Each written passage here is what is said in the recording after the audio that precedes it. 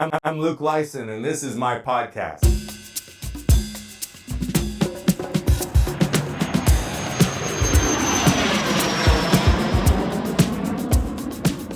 Last night you said something I hadn't heard you ever say before, and I was wondering if you'd share that again. We were talking, and you mentioned the first time you ever saw a Cirrus, out in the wild that you had created. What was that like?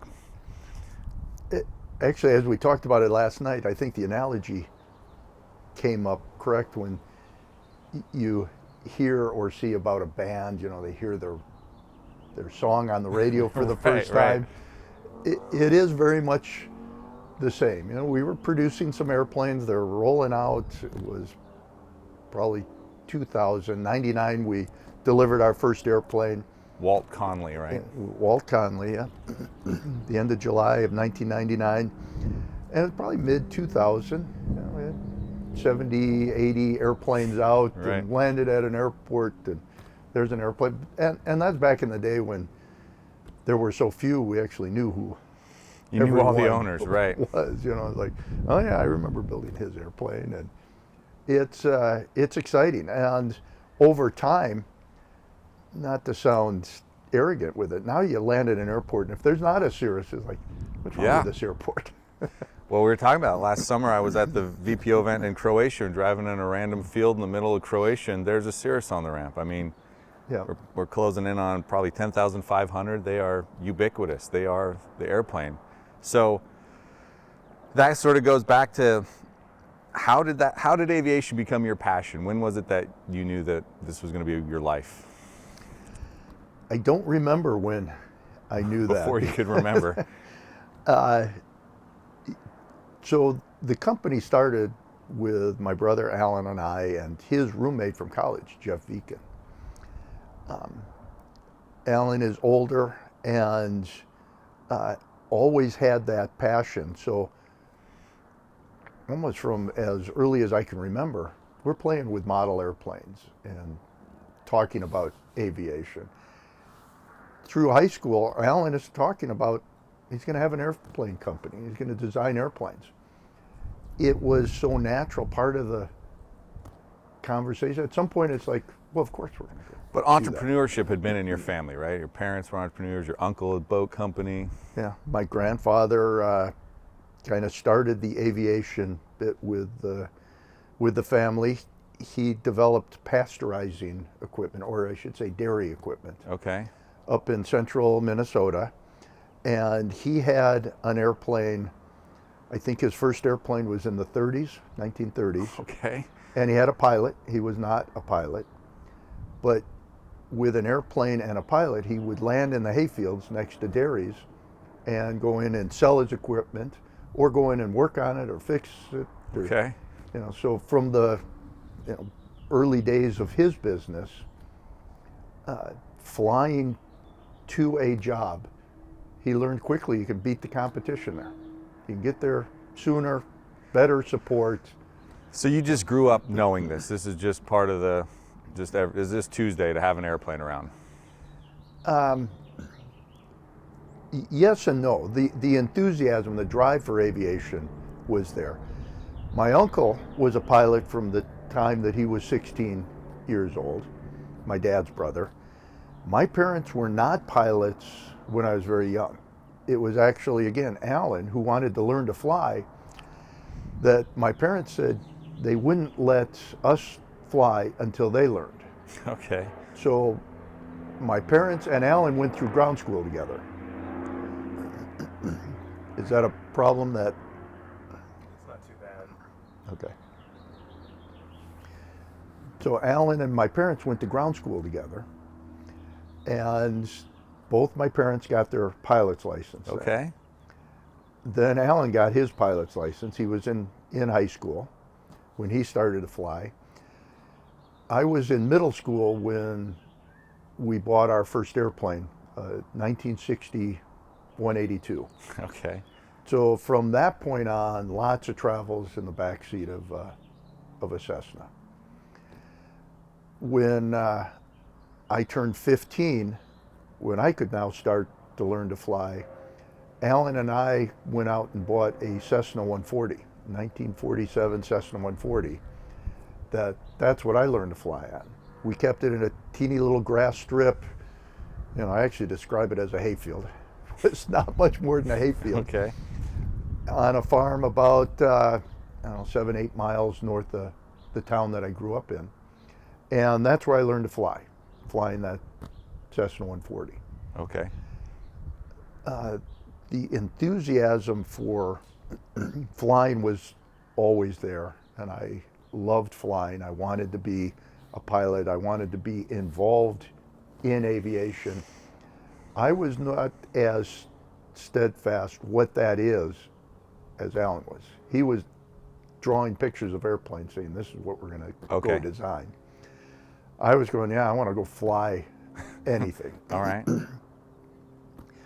Just before graduating from high school, I was on a camping trip in northern Wisconsin.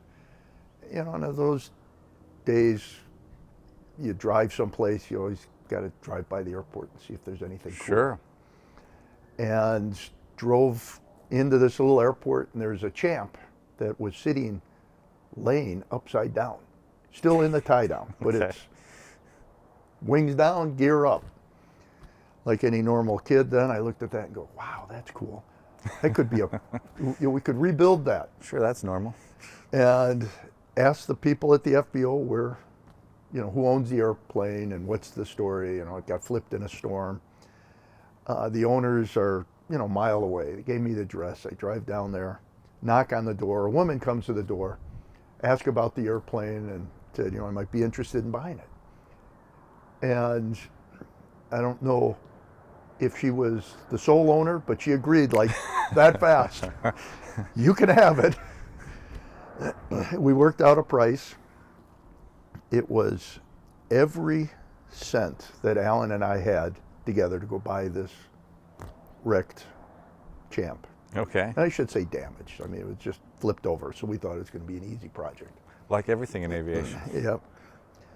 So we send every penny we have up to this couple in Wisconsin, and now we're trying to figure out, first of all, how do we go up there and get it, take it apart, trailer it back without making it worse. And of course, we hadn't told our parents yet that we were buying another airplane. So just to be clear, at this point, this is a 3-airplane household now? This is about to be a 3 airplane, or maybe a 2.5 okay, household. Alan and I, we were at home, parents come home, and you hear this, boys, come into the kitchen, sit down. And literally, we looked at each other and go, what'd you do? I don't know. What'd you do? I don't know. But you're in trouble, and we don't know why we're in trouble yet. And we went up to the kitchen, and of course my parents know the banker.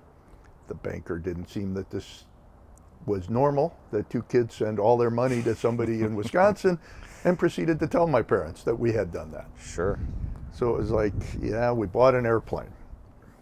It's wrecked. It's in Wisconsin. Can we borrow the car and the trailer to go get it now? Right. So, of course, they were extremely supportive of our aviation enthusiasm and maybe aviation craziness. Well, that seems to be a theme, though, from that point moving forward, right? I mean, your parents supporting you with the barn and just helping you guys get started. Yes, very much so. We brought the Champ back. We start rebuilding the Champ. In that process, that's where I became 100% in line with Alan's vision of we're going to go build airplanes.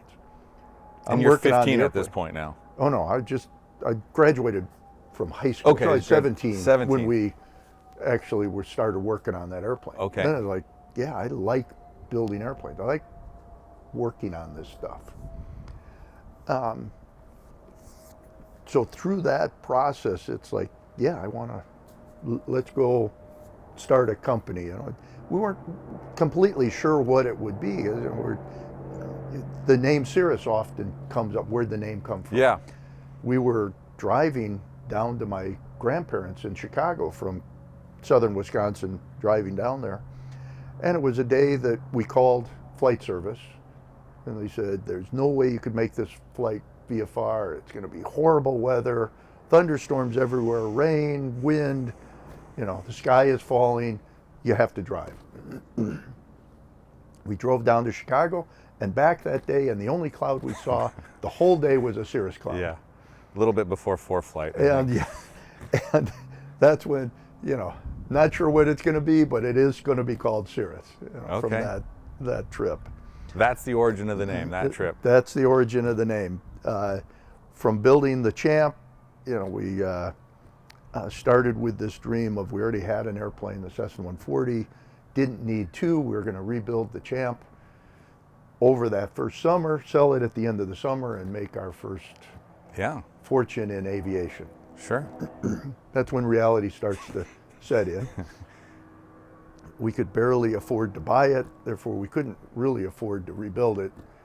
It was fixing things that should have probably been replaced. And instead of 3 months to do, it was 2 years to do. And once we got it flying, it was no showpiece by any extent. But it built that enthusiasm and that drive of, we're going to do something in aviation. So from that point on, we went and decided we're going to buy a kit plane. Now it's 1980. The aviation industry is collapsing upon itself. From 78 to 79, slight decrease in general aviation And what's sales. happening? Why is it collapsing on itself in the 80s? There were a multitude of reasons. Interest rates were, as don't know if you would remember, but as I remember, you're in the 17 to 20% interest rate. All right, so 7.5% people should be okay with today. 7.5% is historically not a really bad Okay, number. 17% interest rates. 17 to 20 to 22. We had no money. You can imagine what interest rate we would have had to pay. Sure. In a situation where, if you're trying to buy a house in 1980, or somebody who actually can afford it, buying an airplane in 1980, and you're paying 20% interest, that becomes a tough nut to sell. Yeah. Insurance was skyrocketing through that time. A little bit of what we're going through right now, the perfect storm. High interest rates, high insurance costs. In general aviation, as we look back, maybe the right decision by the major companies, but a clear decision. They stopped focusing heavily on the low end of GA. They weren't making trainers. They weren't updating the 172s, 182s. Right. They were relatively stagnant. I know this because when I learned to fly, I learned in a 1970-something Yeah, and it Beechcraft. looked exactly like, the Right. 1994 when they came back in, or a Cessna. But they were focusing on building jets. They were Sure. driving upscale. The Citation line, comes out on the market in the early 70s. Business-wise, it was probably the right thing to do. A fantastic line of jets started at that point. Piper is building the Cheyenne, focusing on the twin-engine turboprops. Beechcraft, same thing. The King Air line, Right. took over the development and the focus of these companies. The smaller companies that then were focusing on low-end general aviation or entry-level general aviation is fighting all the other headwinds of very expensive development programs, high insurance rate, high interest rates, very difficult time to raise money in a shrinking industry. So 78, the top year for GA, 79 down, 80 half of what it was in 78. 81 Really? half again, 82. Wow. So it falls off a cliff. Now if somebody, let's say companies that were around, Commander or, the Grumman Tiger line. Hey, I got a great idea. I want to invest a whole bunch of money to build a brand new general aviation airplane. The investment community said, hey, I got a better idea for you. No, go do something else. Right. So it was that perfect storm. At the same time, the experimental industry was booming. The kit side of the industry. We can build an airplane now relatively easily with the Rutans, the toolless construction process. Then the first really developed kit was the Christian Eagle. Every single thing you need. Stoddard Hamilton comes along with the glass air, a composite, pre-molded composite. Glue it together like you're building the model airplane that we all built as kids. Yeah. That was coming along.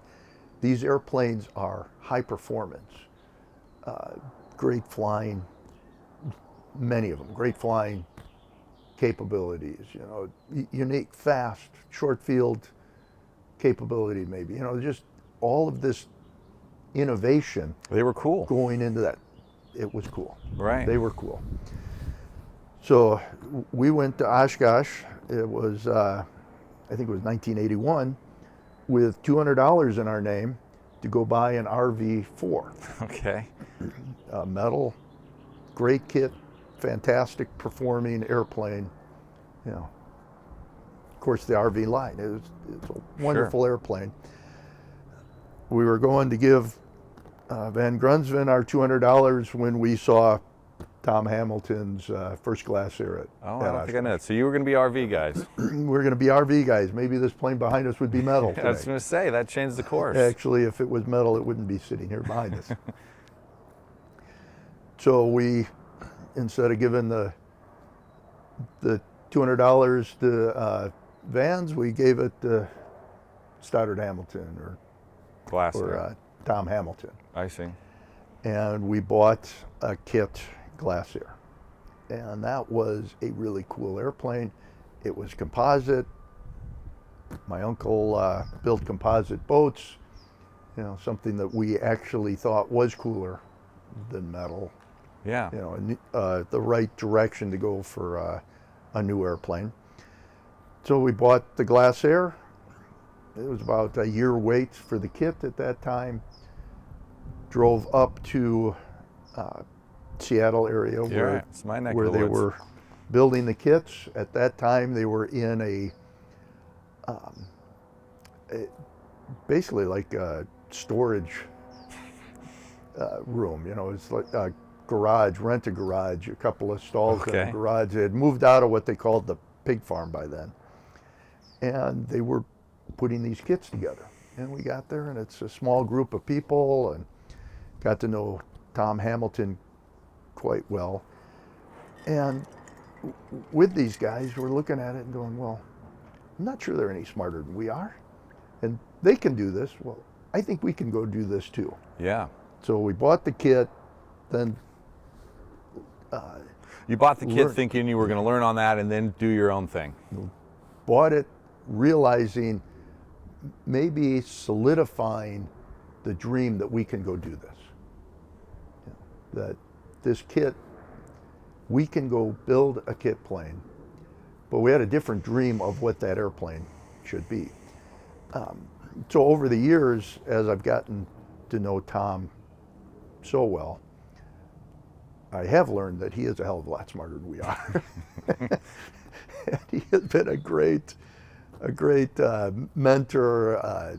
He was been a great sounding board. Often it's like, Tom, will this work? And it's like, well, probably not. And here's why. Right. If you solve these problems, it just and that's part of this industry. People want to help each other. You can call up somebody and say, I got a problem. How would you solve this? And they give you a new perspective and a new look. And Well, I've always thought aviation is a small industry, but certainly that's coming from a pilot and training perspective. You're talking about an aircraft manufacturing perspective, even smaller group of guys. It was smaller. It was the kit side, so much smaller yet. Maybe that very, very personal interaction on the kit end of the business. But few people have I ever met in this industry that would turn you away and say, I don't want to help. Very few. Well, I don't know where this goes, but we were talking last night about the flying car. I have a passion for the flying car. It's in the Museum of Flight in Seattle, and you know that guy, Molt Taylor. I mean, and you called him up because you had a problem on your design, and he was more than willing to help you. Yeah, so our first design was the VK30 for Jeff Viken, who was one of our first partners, who was an aeronautical engineer, and then Alan and I. So it was VK and three of us. Oh, there we go. So that seems like a great place to start, VK30. We had built the Glass Air, we had our 140, we still had our Champ, discovered that it's probably not sellable. So we still own that. We had the Glass Air, an opportunity to still fly my dad's, at this time, 182 RG. And what we wanted in an airplane was very fast, very capable, big, comfortable, driving more towards what would be a mainstream general aviation airplane as far as capability. But we're kids. What do kids really want? Really cool. Yeah. It's got to be sexy. It's got to be unique. So we designed an airplane that was very much cutting edge. It was big, 5 seats, pusher because we were looking for maximum performance. Brand new designed 70% laminar flow wings, 40-foot wingspan, 100 gallons of fuel, wanted to be able to go high, far, fast, right, carrying a big load. Doesn't every pilot want that? Yeah. Also, since we were young, ambitious, full of energy, full of dreams, and also believing we were full of capability, complexity is not an issue. Complexity is fun. Complexity is cool. Making something harder is not a problem. 24 years old. At 24, you can build anything, you can fly anything, right, you can design anything. There's no limits. You're invincible. Well, that's how we designed the airplane. And from that, we built a hard to build, hard to maintain, hard to design, hard to fly airplane. But it was cool, it was fast, it could carry a big load, it could go a long, long ways. So it did everything that we wanted it to do. And we weren't trying to make it simple. Right. We had a drive system in it, so from the firewall to the prop was 11 feet. So 11 feet of drive system, the engine, 6.5 foot long aluminum composite drive shaft back to a structure, a 11 stub. feet firewall to prop. Yeah. It's a big nose. Tail. Tail. Oh, at the end of the aircraft. Big tail with the prop hanging off the back of the tail.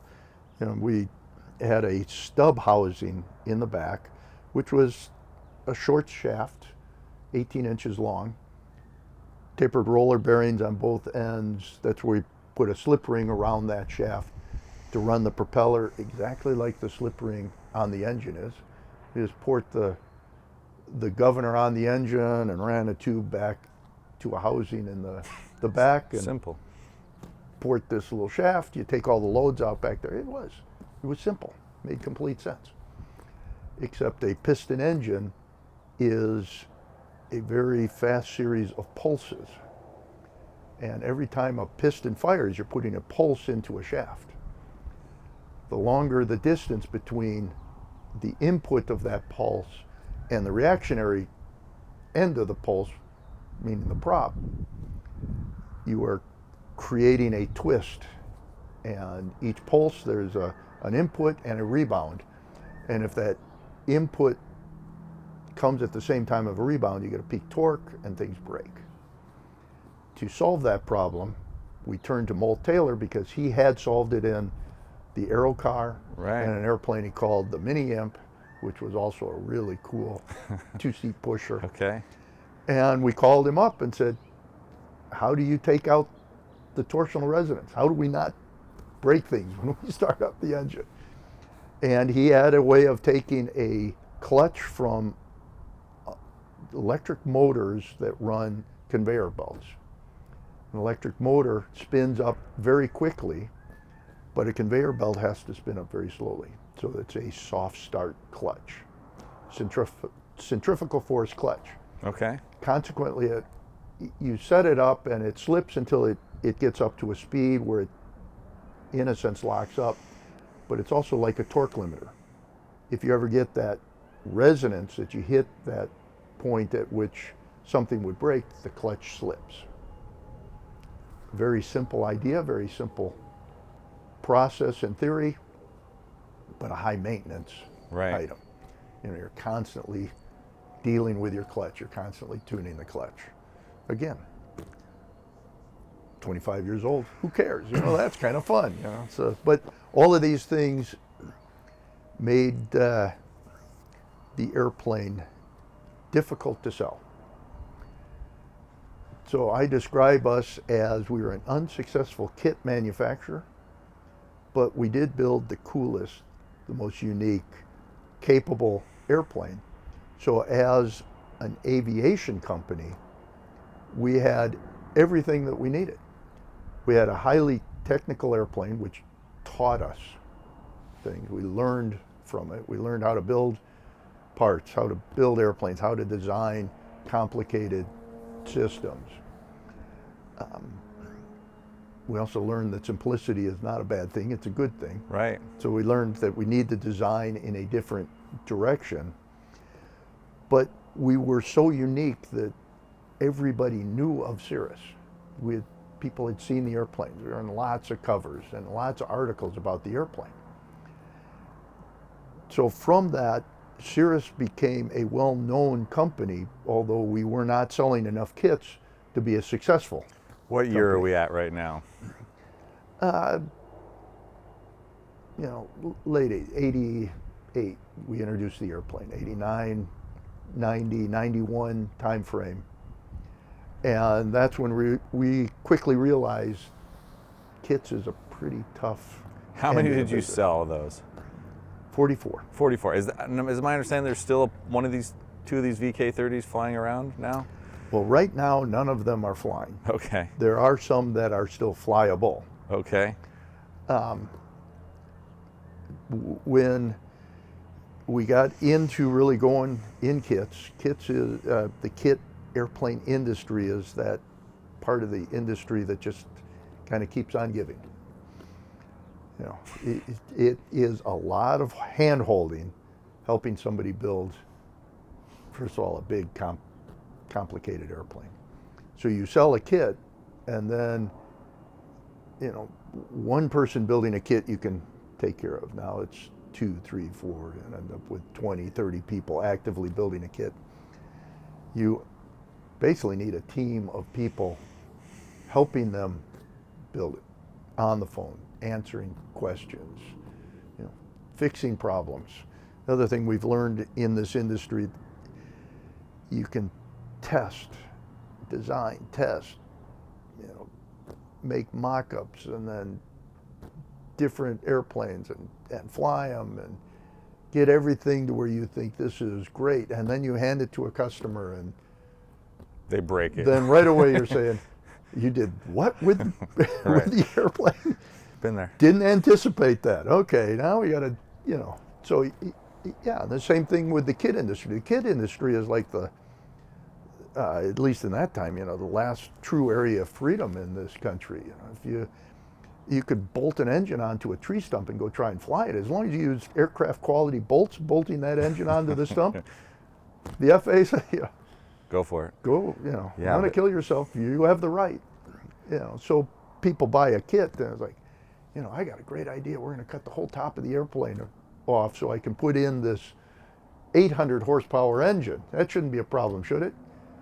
Well, yeah, by about 450 horsepower problem. Okay, all right.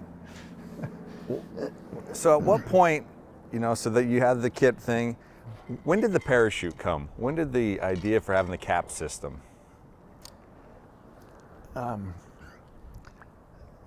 The idea, it's two-part answer again. As you can see, I can sometimes, we got time. Yeah, we're good. I can run off the mouth here. The idea came in the late 80s, early 90s. Alan met Boris Popoff from BRS, and he was putting parachutes on hang gliders and ultralights at that time, talking about, it should work on certified airplanes. And actually he was working on putting it on a 150 at that time. Okay. And I was like, this is a great idea. We're going to stick it on our next design. It came from, in 1985, Alan had a mid-air collision. He was in our parents' 182 RG. It was out of a small GA airport, north and south runway. It was the end of April. Now these are important because in Wisconsin, the end of April. Damn Cirruses, I tell you can't get away from these things. It was evening, late afternoon, let me say, end of April. The sun is exactly west.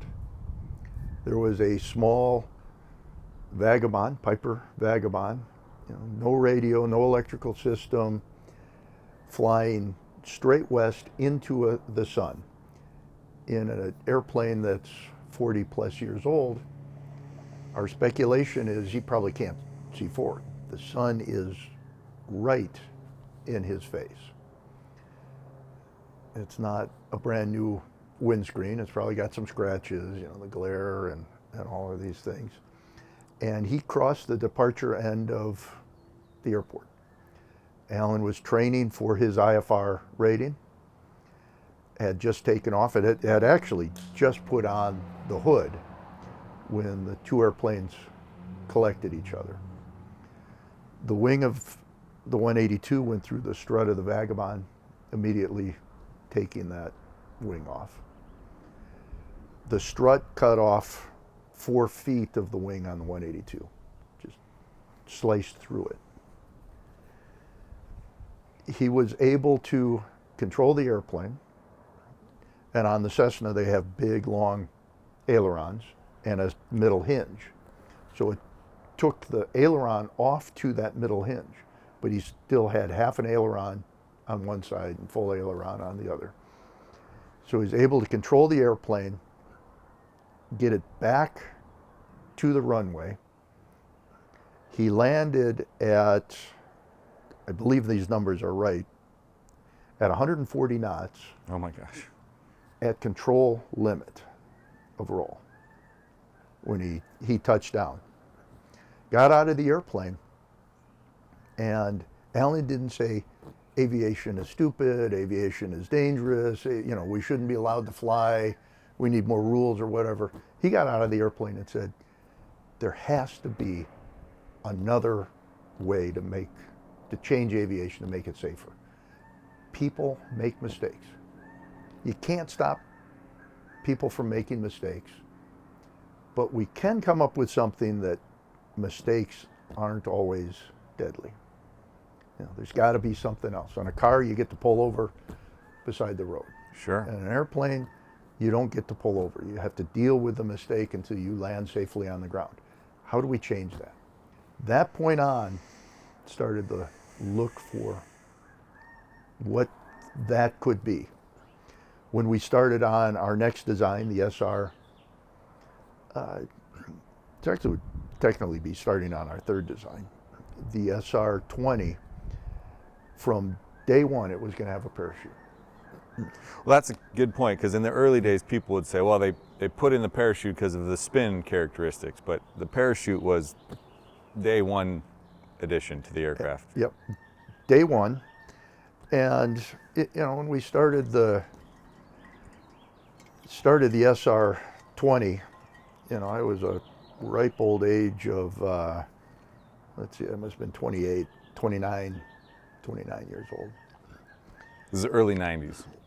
Yeah, I think it was 91, so I'd have been 30 years old when we really started, this is what we're going to go do, and start dreaming of what it could be. And at that point, it's like it's going to have a parachute on the airplane. The only thing is, we thought it would be easy. How hard could it be to put a parachute on an airplane? The Apollo spacecraft came down underneath a parachute. If NASA can do it, no problem. Well, the military, they push a tank out the back of an airplane with a parachute. How hard can this be? It can be really, really hard. Right. Really hard. So we learned that actually parachutes are point design specific items. From a skydiver, they ask, what do you weigh? Here's your parachute at that weight. We want to design it for an airplane that is going to be flying very, very slow or very fast, with one person and no fuel, or 4 people and full fuel. Right.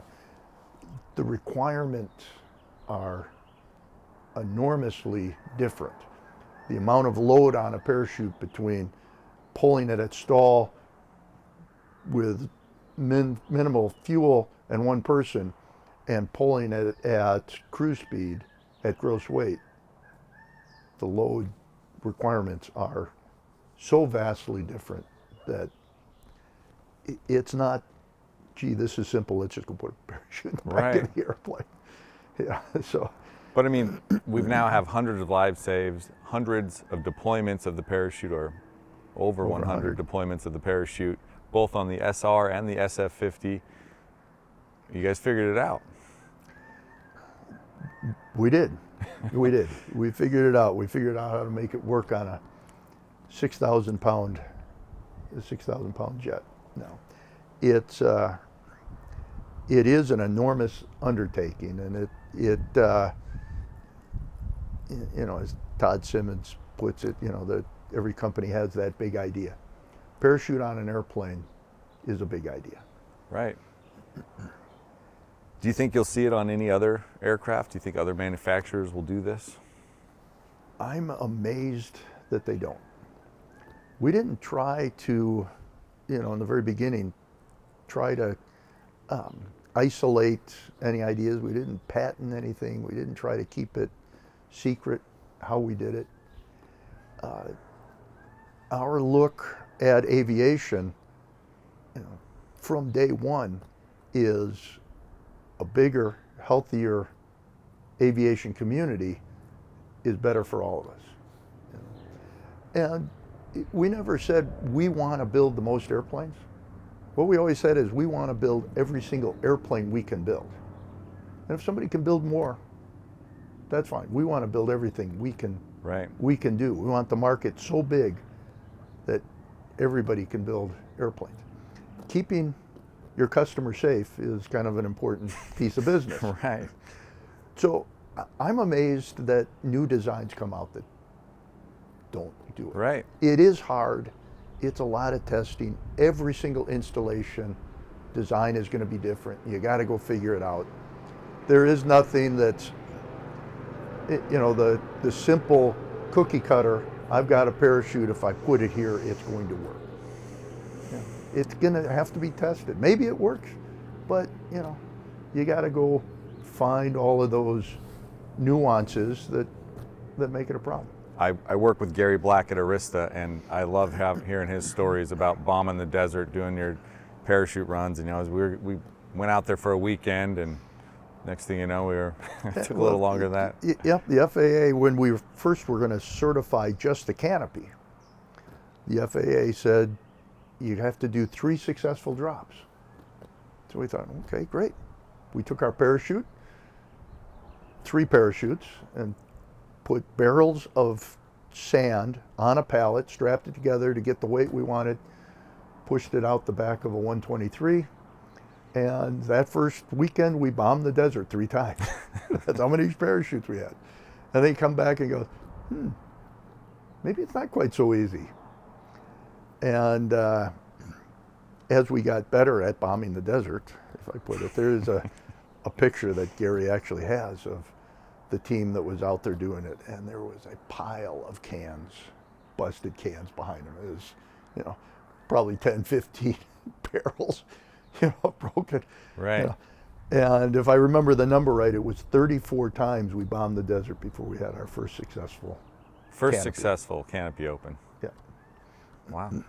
So as you can imagine, that's a lot of trial and error, a lot of design work, a lot of expense. We're out in Kingman bombing the desert literally with a barrel full of sand, and makes sense that you have to remove the barrel, but we also had to remove the sand because the sand wasn't from that spot in the desert where we were putting it, and then you have to rake it out. So it's a lot of work when you put 4,000 pounds of steel and sand 6 feet into the desert. Get some interns for that. All right, well, you're talking about the VK30 and the complicated design. We're obviously sitting here in front of the SF50, which represents one of the least complicated or easiest to fly, pilot-friendly things. What's the path from VK30 to SF50 from a design concept? Realizing quickly that complexity, although may be cool and it may be fun, isn't marketable. Simplicity is far better. Our pusher airplane, the VK30, was very jet-like, so somewhat similar shapes to this. So the jet idea was, in the very beginning, maybe not realistic, saying, this is going to turn into a jet, but always, this is the closest thing to a jet attitude. So Williams International is the builder of the jet engine. Sam Williams, another brilliant designer, brilliant engineer, owned and operated Williams International at that time. Started building jet engines, small jet engines for military applications. The cruise missiles that we were shooting in the first Gulf War, and those were all Sam Williams jet engines. So he got his start making engines that run for a short amount of time and end up in a great big boom. Okay. But he realized that he wanted to take that further to maybe an engine that goes someplace and comes home again, and multiple times. So Sam came out with the Williams FJ44, early 90s. It might even been the late 80s when he called us up and said, he's got an engine and it'll fit in the back of a VK30. Would we come out and talk to him about it? He reached out to you guys. Okay. So we went over to Pontiac, Michigan, met with Sam, shows us the FJ44, which is about like this. Looked at the VK30 and said, yeah, this is really cool, but no, it won't fit in there. But someday we're going to build an airplane that it will go into. Right. Then our path to that was, we have to certify an airplane. We got to get out of the kit industry. We're not going to ever make it as a kit industry. We have to go certify an airplane. So what does any normal, young, ambitious person say is, well, I'm going broke building kits. I got a better idea. Let's certify an airplane and take on Cessna and Beech and Piper. Right. And beat them at the same game. That's an easy step. I love it, man. So we're marketing the VK30, designing the airplane that is actually the predecessor to this, called the ST50, single turbine 5-seater, a pusher turboprop, similar cabin, at least cabin philosophy, similar to this. It's going to be easy to fly. You know, our first mock-up had just computer screens across the front.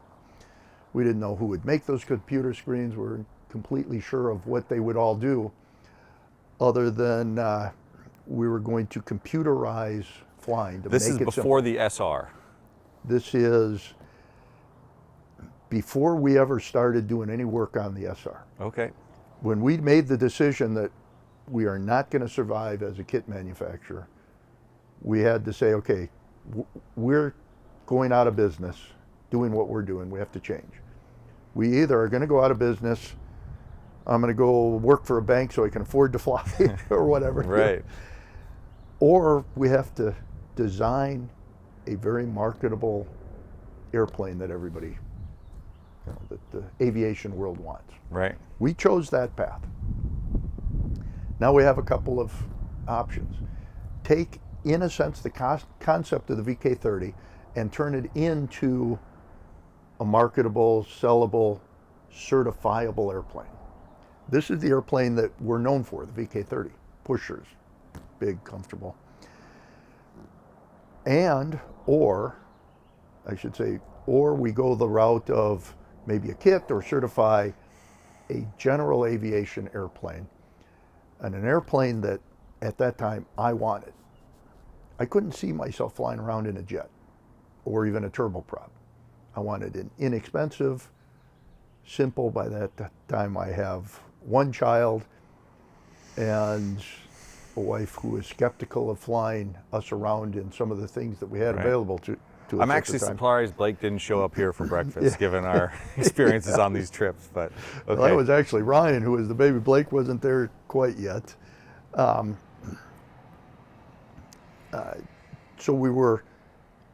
we had the concept of the SR-20. This is what that airplane will be. The concept of growing the VK-30 into the ST-50. That's the next program. Now we have to go out and figure out how to convince somebody to invest in a company that has been in its first decade of life unsuccessful. Right. So we started, you know, we're still marketing the VK-30. We're at air shows talking to people, and we were inundated with people who are fascinated by the airplane. And then you go through and you tell them about the airplane, and it's like, oh God, I love it, this is great, but you have to build it. And I was like, what are you, nuts? They're going to build that? You got to be crazy. I just want to buy it. And so then we started to change that conversation of, oh, if you just want to buy it, that means we have to go certify it. To do that, we got to raise a lot of money, you know. And this kit's not $50,000, you know. This is a $500,000 airplane, you know. It's like, and then I was like, oh, gee, I wouldn't ever invest in this. It's crazy. But we had a guy who then said, oh, well, then let's go certify it. Okay, well, we're going to figure that out. But, you know, to build, and by this time we had lots of drawings of what the ST50 is. Like, you know, to make this truly sellable, you know, we got to make it a turboprop. It's got to be a little bit bigger, you know, and go through the whole thing with them. And our first number is, you know, it's going to take an investment. This is probably a $10 million project. And we wouldn't start unless there was at least $4 million. Yeah. Like, okay. Wow. Let's get started. Oh. Then it's like, oh, well, then we probably have to figure out what it really takes to certify an airplane. Right. Called your bluff. And this was 91, probably 1991. So Paul Johnston and Pat Waddick take the FARs and they sit down and start going through every single page, every single rule, every single line. How do you design test, certified, build something that gets you through this rule with an airplane that we want to have here in the end. So you don't want to just design an airplane to meet the rules. You'll end up with a shoebox that won't fly. Right. So they started going through what it takes on every single rule. And then pretty quickly it's like, well, $10 million isn't going to do it. So you call up the investor and say, yeah, we're going through this. It's not 10 million. It's going to be more like 15 million. Okay. Wow. Let's go get 15 million. This process went back and forth until we ended at, I think it's going to be $40 million. And he goes, okay, I think I can get $40 million. And that's where we... This is a fundraiser or the actual money person? Yes, to both of those. Okay.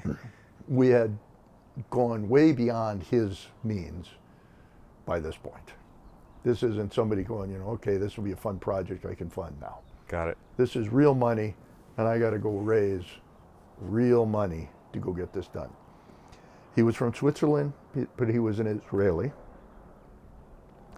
And he decided that the best option forward for this would be to get the money from Israel and build it in Israel. So again, the thinking kind of makes sense. A product like this in Israel is a 100% export product. Israel is not a very big country. You don't need a 300 knot 5-seat turboprop to cross Israel. So it would only be, in a sense, designed, built, produced out of Israel for the export market. Everybody likes the sound of that. You want export products. So the economic development side of in Israel is like, yeah, we're interested in this project.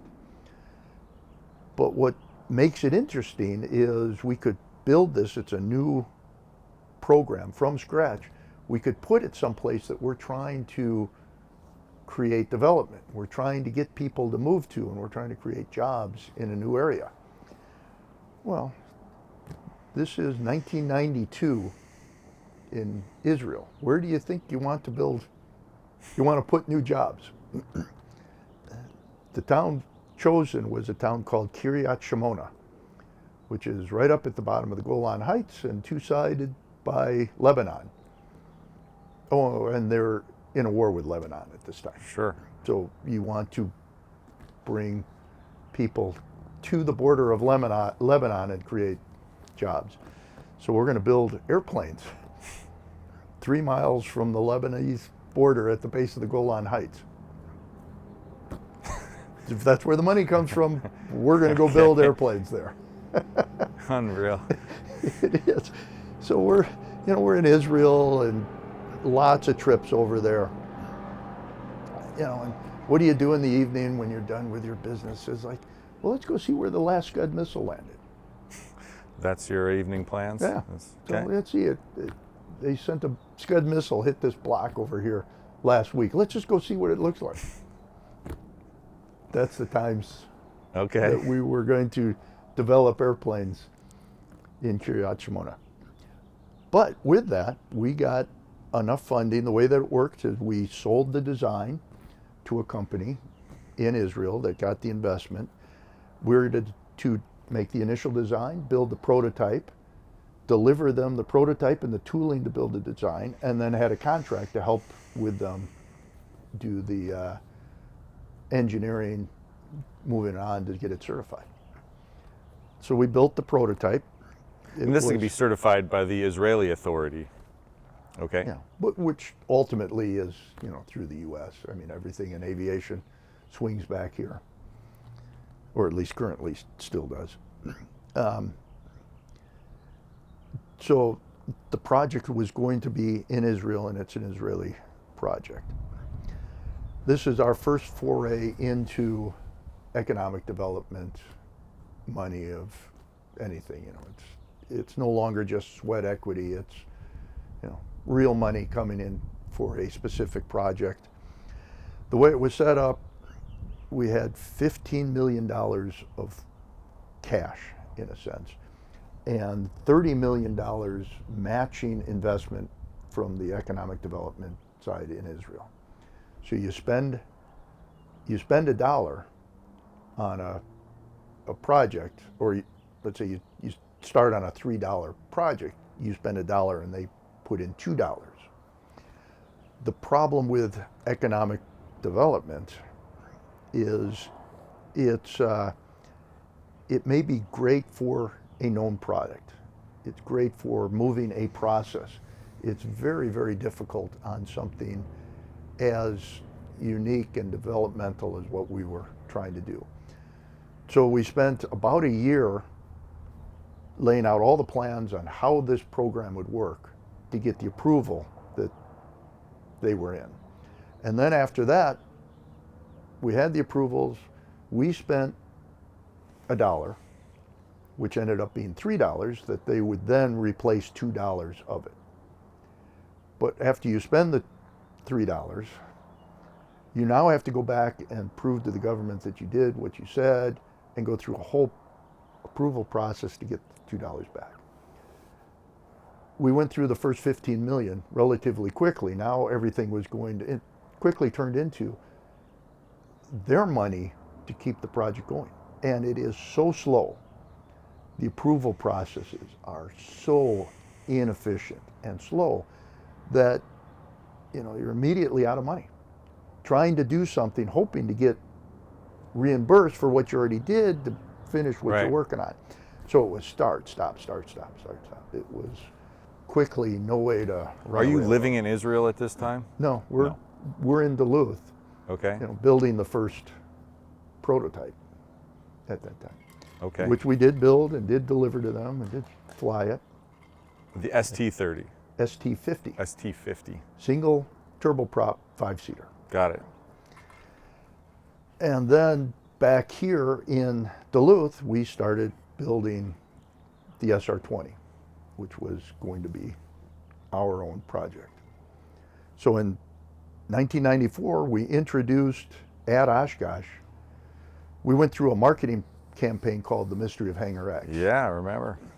And we were teasing the market that it was a new VK-30, an outgrowth of the VK-30. I remember the picture with the canvas on top, and you couldn't quite tell the shape. Yeah.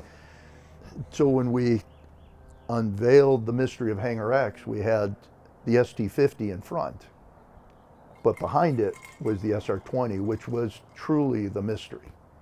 You know, nobody knew that that was coming, and that was going to be a very simple fixed gear tractor, 4 seats, fast because it's composite, proper aerodynamics. Again, a MFD in the middle, designed around opening up the cabin as much as possible by, you know, pushing the instrument panel away, moving forward with your hands touch, go to a side stick or a side yoke so you don't have that bar right in front of you. You could lower the panel, and a computer screen in the middle. I mean, that was a big change from the existing designs that were out there, the Cessnas and the Pipers. Very revolutionary. Yeah. And this was 1994. It was 1994 was the introduction of the 2 mock-ups there. And we flew the ST-50 the end of 94 and the SR-20 in the mock-up, or the prototype in 95. Okay. And the first delivery of the SR is 1998? 99. 99. Certified. We're gonna have to edit this. I'm getting this all wrong. We got certification for the SR-20 at the AOPA convention in October of 98. Actually, the same day that Lancer got the... same day as Lancer? Yeah, the Lancer 350 certified. Well, we were talking about the funding, you know, for the ST-50 came out of Israel. Where did the funding for the SR come out of? A lot of sweat equity again, you know. But also, you know, we did start raising money. Once we had introduced it, and we were seeing real interest in it. There were a lot of people who still came up and said, this is crazy. Why would I'm not going to play ping pong on the computer screen in the middle. Things like that are stupid. Who needs a parachute? I'm a better pilot than Chuck Yeager. I don't ever need a parachute. That type of attitude we were facing in the beginning. But we still had a lot of interest. A lot of people are going, okay, this makes sense. Where did you get the confidence? I mean, I came around a little later and it was still, planes don't need parachutes, real pilots don't land with parachutes. This stuff's all gimmicky. Give me my whiz wheel and my paper chart. And, as we sit here, none of that stuff exists in the world. You can't even buy paper charts anymore, right? So how did you have the confidence and the vision to just stay the course and keep doing that? Well, certainly with the parachute, Alan was in a situation where he'd have used it in a second.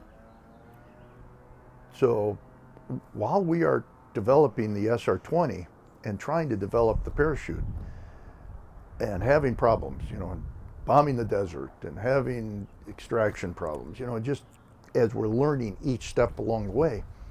And I'd go into Alan's office and say, I'm not sure that we're going to get this done in time. Maybe we should introduce the airplane and the parachute as an option. And then we could retrofit it later, and going through options on how we can get this airplane done before we're all broke and starving. Right. Without a parachute. And Alan would go, no parachute, no plane. No way are we going to build without a parachute. This is what the industry needs, and we're going to do it.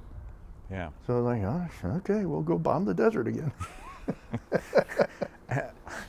I mean, but the plane does come out, you start delivering them, and then you guys were relentless in upgrading. We had Garmin 430s and 6-pack, and then Century HSI, then it was the RNAV, and then the Avidyne and the Garmin. I mean, it has been a relentless march of improving the aircraft. At no point does it feel like you sat back and said, okay, let's just stop investing in innovation. Where does that come from?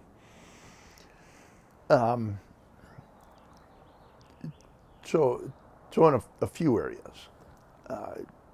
While we are designing the SR-20, at that time, we're probably more doing the layout. I now have 2 kids and a wife that is not that enthusiastic about flying in airplanes. Although we took our glass air on our honeymoon, it was great being packed in a teeny little airplane while we're flying around the West for 2 weeks on our honeymoon. Day one, you're uptight. By the end of your honeymoon, it's like, a couple inches here would be nice. So you start to think about, from trips like that, like, if we had a center console more like a car, you want to lean against the side of the airplane more than the shoulder to shoulder with somebody. So that starts the idea of, okay, we're going to push everything out. We don't need to make the airplane really much bigger, but we need to, be against the door, be against the wall more than shoulder to shoulder. That's just natural how people want to be. Put an armrest in, make it more automotive-like. We had a 310, actually our second 310 by this point. And there was a day we're in Baraboo, Wisconsin. No, we're up in Duluth by this time. And we're going down to central Wisconsin to see Patty's folks. And, we could take the 182, we could take the VK-30, but no, that's experimental airplane, and it's actually a company airplane. We could take a 182 RG, comfortable, still nice way to get down there. Patty's going, no, I don't want to take that. It's inexpensive relative to the 310. I was like, okay, well, let's take the 310. Nah, I think I'd still rather drive. So let's see, the 310, we can get down there in about an hour, or we're going to drive for 5 hours. It's big, 2 engines, 6 seats, We can carry anything we want. It's comfortable. It's got de-ice on it. It's, you know, this thing, it's great airplane. It's fast. I'd rather drive. And then it's like, I don't understand. Why do you want to drive? And that's when, you know, Patty's going, well, I don't think you know how to fly it right. You know, like, I'm a great pilot. What do you mean I don't know how to fly it right? Because when we're in the 310, I pay attention to my instruments and my engine, and I don't pay attention to her instruments and her engine. Therefore, I'm not flying it right. I'm only flying half the airplane.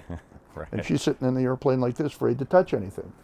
And then I tried to explain, you know, well, you know, I control the engine like this, and all of these instruments over there aren't needed. And she's going, I don't believe you. Why would you put something in an airplane that is not needed? Right. Yeah, but they're cool, you know, and in case somebody was flying from that side, you got all the instruments right in front of you, and it's like, I don't buy it. If it's there, it must be needed. And I don't do anything with those instruments. And that's like, you're right, they're not needed. Why do we have them in airplanes? And in fact, if we make it more automotive, focus it to the pilot, change the shape of the dash, give more visibility to the passenger, make it clear that they don't need to do anything. They don't have to sit there with their hands in their laps afraid to touch anything. Put the things that they should play with, like the HVAC system right in front of them. Right. You know, so that's where, you know, these ideas of let's get rid of all the stuff that's not needed really started to focus forward. And then, you know, it's actually Mike Van Stagen who can, you know, visualize and then put this stuff together, came back with a mock-up saying, it was, you know, what do you think of this? And I'm like, I love it. You know, that's where we need to go. Right. So it's things like, you know, it's all of us flying, you know, Alan and myself and of course Pat Waddick, you know, there's so many people that are aviation enthusiasts in the company. We're all flying. We all know aviation. We all understand it. So when somebody says, you know, why do we do this? You know, you can actually end up with both sides of the argument. Well, this is why we do it, but we don't need to, therefore we could do it this way. And it focuses everything in on the airplane that then came out, the SR-20, did revolutionize the industry. Well, that's a switch from where you were with the VK-30, right, in terms of being a comfortable, simple aircraft, and you guys have kept marching that. One of the best talks I've ever heard being around Cirrus was Mike Van Stagen's talk at Converge last year about how the design for the, you know, the SF-50 came about in the space, and he was talking about you were walking around with a ruler all the time and measuring stuff, and I'm gonna butcher this, so we gotta get Mike to get us right, but it said something, you told him, I need it to be this long, and then he nodded and you walked away and he said, no, we're gonna keep it this way, and then went out the door.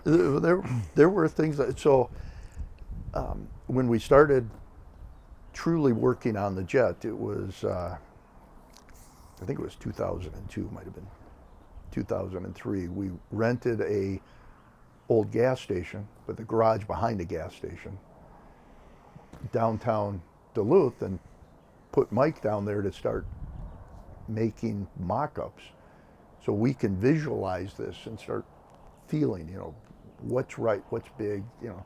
And we kind of started with the idea of could we take an SR size cabin and turn it into a jet?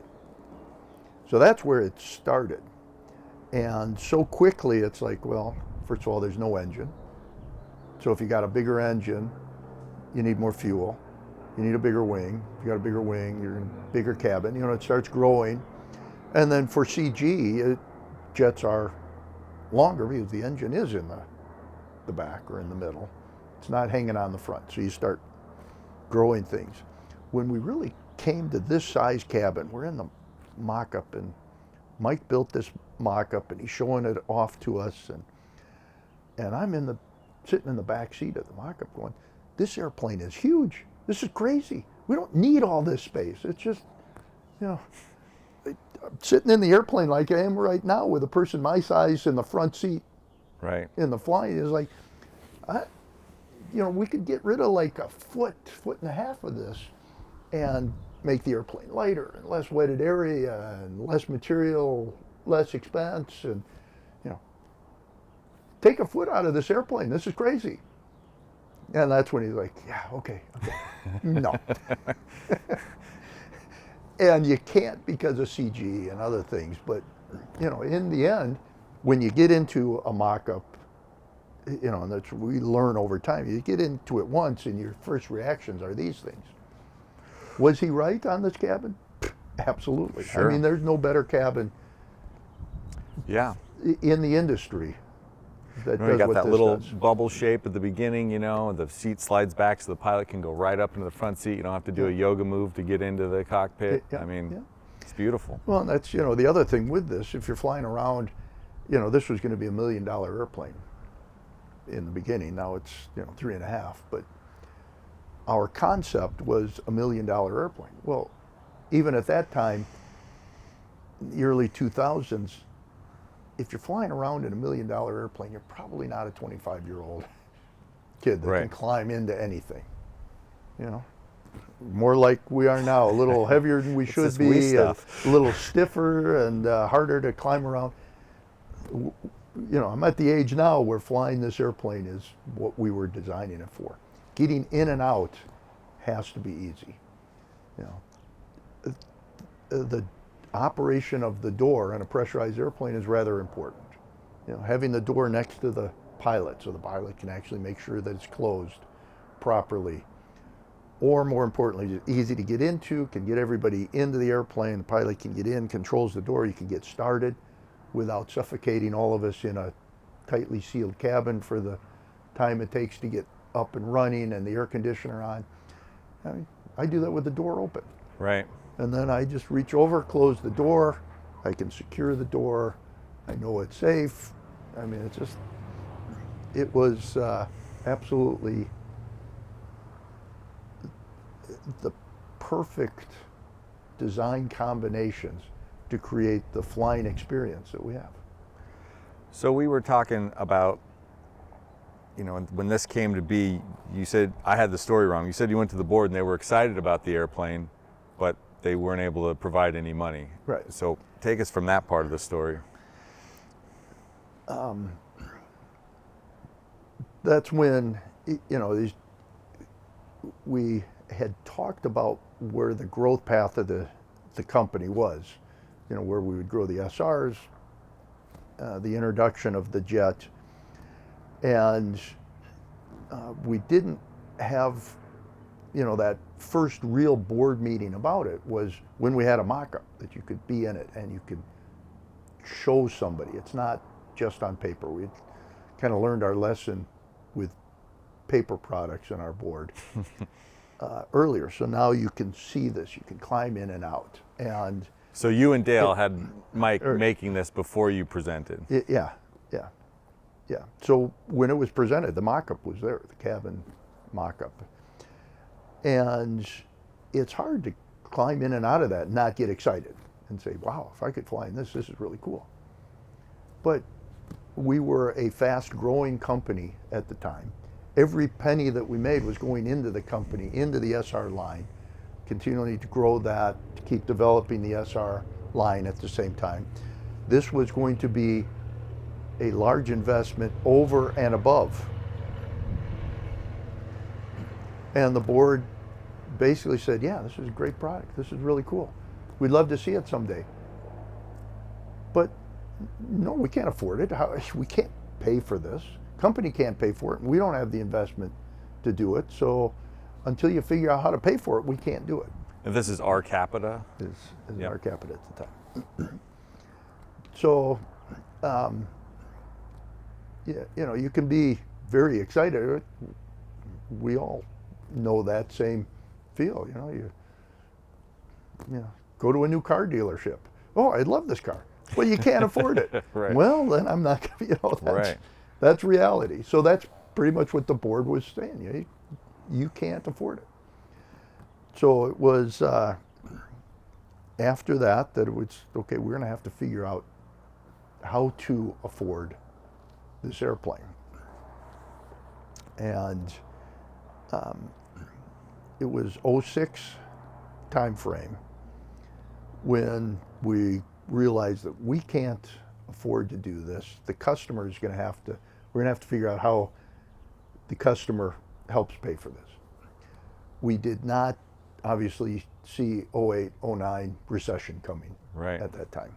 Nobody did. I mean, the economy was rolling, aviation was going, the company was pumping airplanes out. So the idea was, let's take deposits on the airplane. And we argued over, refundable or non-refundable, and pretty quickly it's like, well, nobody's going to put in a deposit that's not refundable. But if we get real deposits, meaning a substantial deposit, not a $500 hold a position in line, that basically is, in a sense, meaningless. A real deposit, then we can prove to our board, we can prove to the investment community that there are real people out there that have the wherewithal to buy this airplane, that want this airplane, that are going to put their money where their mouth was. So we started taking deposits. The first year that we take deposits, it was right around Thanksgiving time, and we had a bet over how many deposits we could get by Christmas.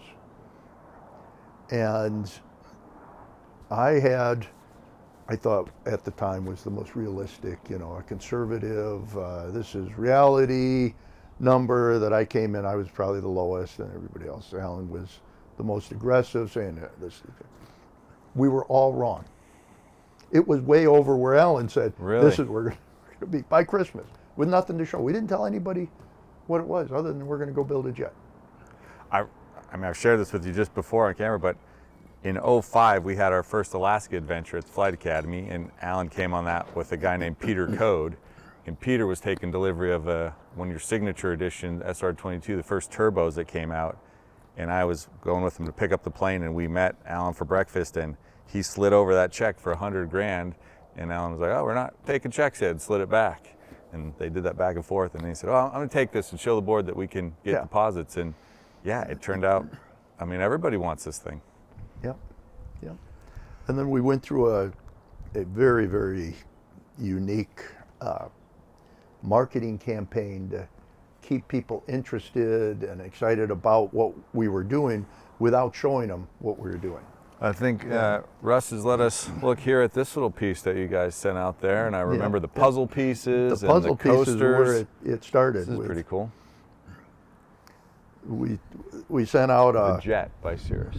We sent out a little magnet board and a couple of puzzle pieces, and then every couple of months we would send out a couple more puzzle pieces until the very last puzzle piece was actually the tail. Was the last thing that then people knew that that's what it was going to look like. Until then it was like, we're building a jet, and we didn't give any specs on it. You didn't know much about it other than we were anticipating, we were telling people this is the growth of the SR series. This is your next airplane up. So people's ideas were pretty wild on what that meant, and that we thought we could introduce it at $1 million. That $1 million, that was the thing. I mean, Eclipse had the $1 million. You guys had the $1 million. Yep. On paper, and at that time, it made sense. But again, it's like, well, how hard can it be to certify a jet? Here we are all over again. And in the end, when we finally got done, the introductory price kept going up, and when we finally sent the first airplanes out the door at that price, the bill of materials was more than the price that we sold the airplane for. Right. And that's when it's like, are airplanes expensive? Yeah, they are. They're expensive. Well, I think those positions got traded and sold, and there's all kinds of shenanigans going on in the market. Well, yeah, so 08, 09 came along, and we could hardly give an airplane away at that time. the future of the business is this direction. So you cut it down to, I mean, we were down to like 14 people working on the program, trying to survive. You move into pure survival mode. How do you keep the dream alive, keep the company moving, and you don't have any money? Right back into that. Yeah.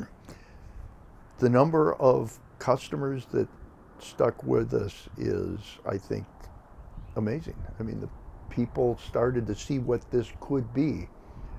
And in the end, it's like, yeah, it's not going to happen on schedule that you wanted, because, you know, we don't have 100 people working on it. We got 20. You know. Life changed after the recession. You know, the industry shrunk. Everything that we bid out in 2007 for cost, now in 2011 is literally twice. You know, the bill of material was up 100% over that time. Unreal. Yeah, and you just keep going through. A lot of customers asked for their money back. Well, we didn't have any money. So yeah, we were doing every shenanigan, right down to begging the person to say, you know, can I send you the money when I get the money? And we're doing what we can to get it and moving it around. I think we communicated well enough that most people said yes. You know, we had a few people that were basically standing at the doorstep saying, no, I want my money tomorrow. And we did what we could to get them their money in 2 days instead of tomorrow, but we kept the company going. We survived through that. We kept the program alive, I should say. We didn't shrink the company down to the point that we cut off our future. Right. At the same time, we're going through, you know, obviously the whole country went through the worst recession since the Depression, and we're trying to figure out how to keep things going. And it was the end of 2008 when everything collapsed rather suddenly. Our biggest bank loan, that bank that we had our biggest loans with, went bankrupt. They call our loan overnight. You know, so, you know, now you're in a real hurt. Right. You know, you have no money, you just lost your banker, and oh, by the way, they're calling everything, and you have to pay tomorrow. All right, so I mean, that's a pretty dark day. How do you get out of that? Those are dark days. Well, our financial partner, they owned majority of the company. As you can imagine, they're a financial group that owns lots of different companies. Every single one of their companies is begging for money. So they're sucking wind at the same time, but they were able to negotiate the bank loan down to a position where they could pay it off and buy it, and gave us some breathing room, although that whole loan just switched to somebody else in a sense and stayed on the books. But we survived through it. Of course. So, you know, you got this design, you've got the deposits, but now you've got to produce the airplane. The work of actually designing and developing and flying. You know, take me from 2011 to the delivery in 2016. It was a very, very hard time getting through that. You know, our financial situation slowly started to improve. Basically sold the company to a company out of China that saved us. And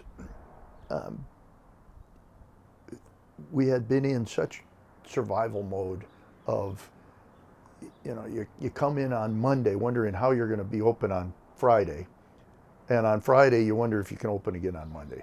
So you live through 3 years of literally hand to mouth. We had meetings, you know, with the basically the leadership team of Who needs a paycheck this week? Well, I got a house payment. Okay, make sure they have enough for the house payment. But by the way, we're not paying you your salary. We can't afford to pay. So that type of survival. We get bought out. One of our very first meetings with our new owners, they came in and said, okay, we want to see your 50-year plan. They're like, 50-year plan? I don't have a plan till Friday. What are you talking about, 50-year plan? But that quickly turned from, we aren't in that survival mode anymore. Show us the plan to ramp this up, that we get the staff back on to finish this airplane now as quick as possible. Show us the plan that gets us into production. Show us what you're going to do next. Show us how in 50 years we have a sustainable business. Well, it's got to be exciting. It was very exciting. It was fun. And it's what changed our business. So, we basically just went through technical bankruptcy. We didn't file for bankruptcy, but we didn't have two nickels to rub together. To now, how do I go back to our new owners and say, I've got a plan that we won't go through these things again. And history doesn't show that. Because in the aviation industry, there's basically no company you can look back to and say they've done it. Everybody in aviation has gone bankrupt or been bought, including Cirrus, by somebody with deeper pockets just before you're bankrupt. Right. All of us. Everybody. You're either gone or you've I don't see a lot of Wright flyers around anymore. Yeah. So it's kind of a dismal look as you look back at the industry, and I'm thinking, okay, well, how am I going to be here in 50 years? Well, I know I'm going to go bankrupt 4 times in that, and hopefully, somebody recovers again. That's not a good sale. So, but going through this process, looking at an industry that is extremely successful, and a growing industry, and a lot of money in aviation. But the companies that manufacture the airplanes are in and out of bankruptcy over and over again over the history of their process. That's what's, going through this, started thinking about, okay, how do we get involved in other things? How do we become more of the entire infrastructure of the industry? We quickly learned that if there's a really good service center and a good FBO and a good support network, we sell airplanes. Where there isn't, if it's a bad service center, we don't sell airplanes. And then you start to figure out, well, they both work on the airplane the same. They both do a really good job as far as maintaining the airplane. But I can't sell an airplane into this area and I sell 10 of them into here. Right. That's when you start to realize, well, this person over here, we all face problems. This person over here blames everything on Cirrus. This person over here works with Cirrus. They don't blame Cirrus. They work through the problem. Yeah. Well, if you're just blaming Cirrus for every problem, maybe they didn't actually order the part that is now 2 weeks late. What did they tell the customer? Oh, Cirrus didn't sell the part. Right. Well, I don't want another Cirrus. That we realized, well, wait, if we're going to take the blame, and we still have shops that are going to fix the airplane the way that they think that you need to fix the airplane, or they're going to train pilots the way they think you need to train pilots. We'd get all of the downside. When an airplane crashes, it's not Billy Bob trained this pilot that made a mistake. It's like, no, a Cirrus crashed. A Cirrus is in the service center, broken. Cirrus didn't deliver the parts on time. Cirrus. They're like, no, we've got to be part of that. We're going to be part of that entire infrastructure. We're going to take the blame, then we might as well do it. So that changed everything to what we created as Cirrus 360. And it was like, what I wanted is any place the customer looked, Cirrus is the solution.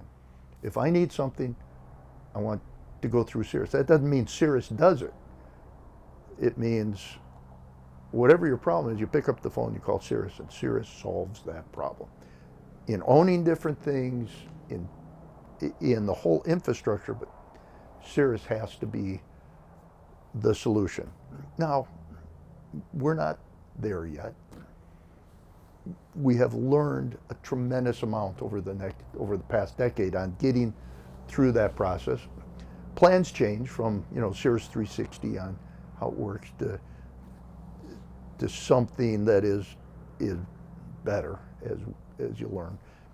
But it's the right process. It changed us from a company that designs and builds airplanes to a company that is a lifestyle company. We're not delivering an airplane, we are delivering a new lifestyle. That mentality has gone through the entire company, top to bottom. And it has changed us from a company building lots of airplanes, surviving, to a very, very successful airplane company. Well, Cirrus has invested, the training videos, the maintenance materials, really, is top notch, leading the industry. I wonder for a second we can talk about some of the design of the airplane. And originally we were talking that this plane was supposed to be a flight level 250 airplane, and then it became a flight level 280 airplane, and then it became a flight level 310 airplane, and who knows where it's going. But can you talk me through how that was with the FAA and your design team and how those changes came about?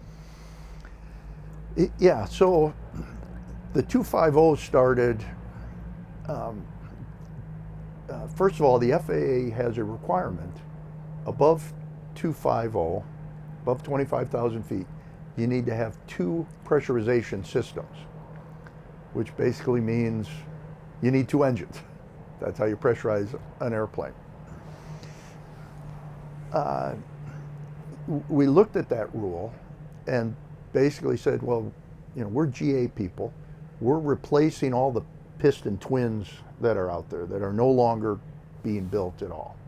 An entire segment of the industry is basically gone, except for a few trainers and the Baron. The rest of all of the turbo pressurized twins are gone. So we're going to fit into that side of the market. 25,000 feet is probably a good altitude. We don't need to get up to where, obviously the higher you go, the more dangerous things can get. The harder it is to certify, all of these. Let's keep it simple. 25,000 seems like a good altitude. Well, as we started truly learning about jets and the efficiency that you get from altitude, and a lot of looking at the market and where people fly, there's a lot of airplanes from 25 down. And then there's a lot of airplanes of the airliners, and they're at the 34, 30 to 38. They're all in there. All of a sudden it's like, well, at 28, there is nobody at 28. Right. A few TBMs, and that's kind of it. Nobody at 28. So he said, well, 28 makes sense. That's where our VSM starts. We'll ask the FAA if we can go up to 28 on one pressurization system. And of course, they pretty quickly said, yeah, that makes sense. You can go to 28. Okay. So we certified the airplane to 28. Certainly before we're certified, we're looking at, well, we stopped at 28. Why aren't we asking for 31? We need to get to 31.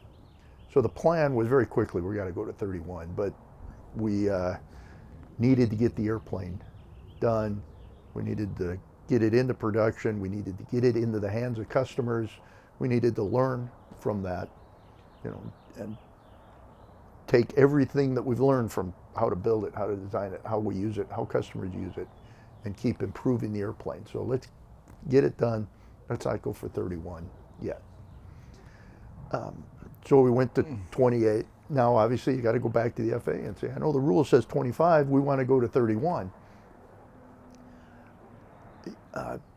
People always talk about, how hard it is to work with the FAA. And it is a bureaucracy, and it is hard, and they make you do some things that you don't think are right. But in general, most of the things they ask for make sense. And you know, in the beginning, when we would fight against some of their rules or testing requirements, almost every time you come back and go, oh, I learned something by doing the test the way they wanted it. Interesting. Now I understand why he wanted us to test it that way. Okay, you know, so it's not a bunch of bureaucrats that are just trying to make life miserable. So going to 31, again, they kind of looked at the rule and we're going, we don't, at 31,000 feet, we're not going to sit there at 31,000 feet after we lose our pressurization system. The minute that pressurization system shuts off, the airplane is starting down. Yeah. So we don't need two pressurization systems. What we need to do is prove that you can get down faster than it can leak. You know, and that you have to show the entire system works. It doesn't, pressurization system shuts off, it doesn't automatically dump the cabin.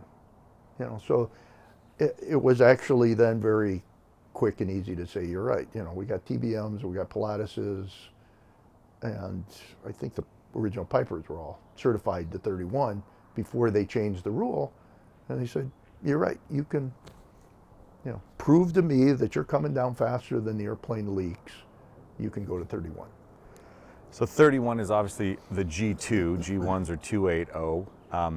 Was that always the plan to get to the G2 quickly, or did Cirrus make that decision to come out the G2 after about 94 serial numbers? The plan was always to get to G2 as quick as we could. Yeah. I would honestly say that we probably had more time in getting G1s ramped up, and from what we learned, you know, there were things that clearly needed to be fixed right on G1s that took more time than we thought they would.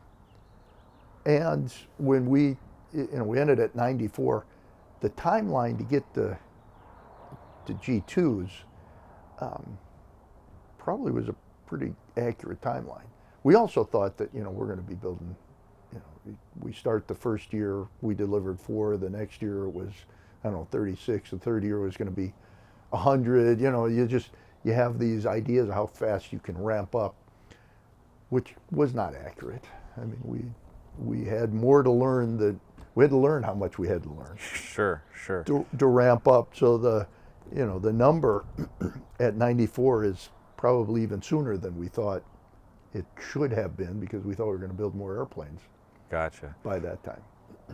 Well, we got about 650 of these planes out there, and we were talking that you've now 5 years out of the company. What do you want to see next on the SF-50 or the 55 or the 60 or whatever it is? What next with this aircraft? You know, when people always ask me, well, what's coming next? Right. And I can honestly say right now, I don't know. I do know what the plans were. I know what the path was. I also know that whatever our path was, you learn, you change, you adapt, so it's not the same path anymore. But the philosophies are all the same. You're going to continue to make the airplane better. What do we all want when you fly any airplane? You always want to go a little bit farther, a little bit faster, Everyone. A little bit higher. Just that much. Yep. You know, so there's clearly a growth path that we want to keep growing Cirrus into new markets. There's obviously, we've got a 2022 and a Vision Jet. We've left a lot of the market out there. So yes, you know, we're growing down market. We want to grow up market. We want to be there. I want somebody to walk up to their first airplane at every FBO and climb in, and it's a Cirrus, and that's what I'm going to go learn to fly in. Yeah.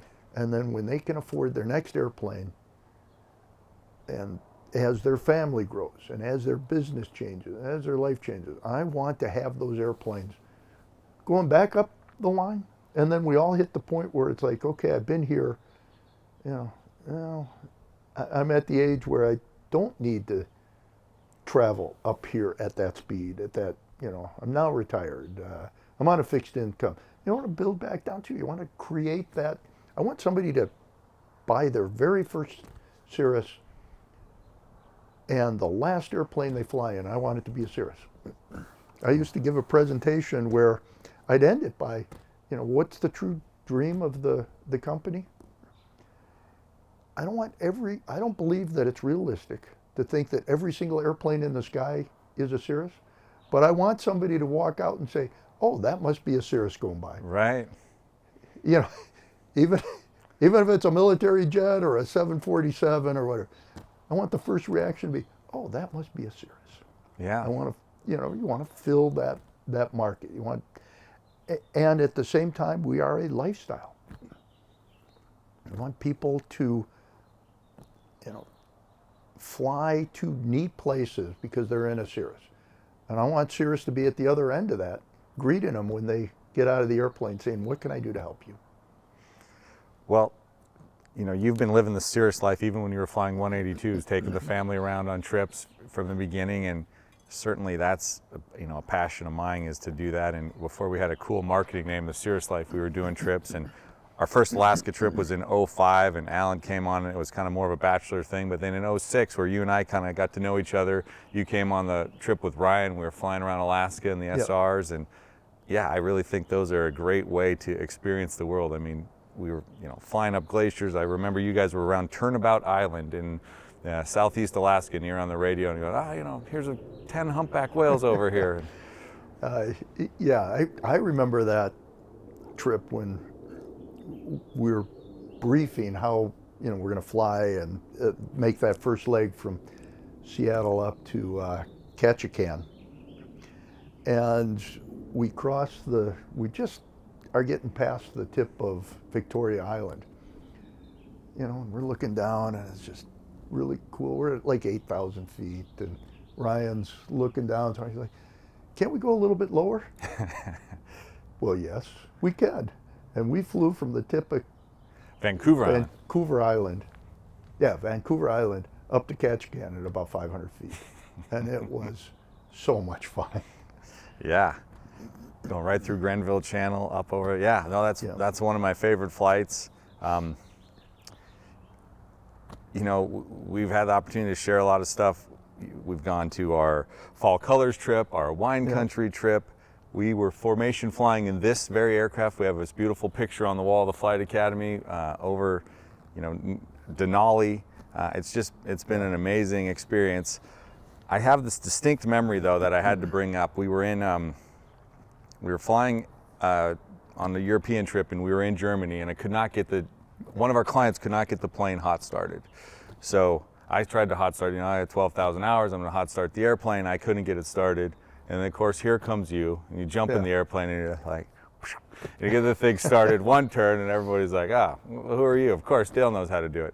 So we get the plane started, we continue on, and then we're in Hertelindy. But about 2 days later, I remember you and I are sitting in chairs like this drinking a Coke because you couldn't get the plane hot started. I felt so good about that, I gotta tell you. Yeah, it vindicated everybody else on that one. It happens to even the founders, it happens to. Yeah. Well, and there again, that's how we learn things. It's not so difficult to hot start the airplane anymore. We learned how to we got it down now. We learned how to, make some changes so it should start every time, anytime. Right. Well, one of my favorite memories is, around the world, and we did it in serial number 7, and it wasn't originally supposed to be an around the world flight. It was taking the plane to Zhuhai, China for an air show, Cirrus owned by a Chinese corporation, and but in trying to get there, the winds were so strong. When I did the bid in the summertime, the winds were a lot lighter, and I screwed up that they were going to be so much stronger in November. So when November came, I had to call Ben Kowalski and tell him I got to go the whole other direction to get to China. And he was like, just get it there, whatever. So I got it there, and then I met you, and we got to fly from China all the way across back to the United States, and it's one of my all-time favorite memories. And it just was a quite a dichotomy in how the experience is in China versus flying in the United States and even the rest of the world as we went around. That trip back is certainly a great memory for me as well. And I'm not sure how it came up, but somehow the fact that you're flying an airplane back that has 4 seats in it. Is it possible that there's room for one more? Oh no, that was always the plan. Yeah, no, what a dream. And obviously the flying is amazing. And I just remember we were trying to get out of, what was it, Zhuhai, and they just were not letting us out of there. And they wanted to tug the plane over there, and you just kind of took control of the situation. We're like, oh, we're starting right here. We're gonna go.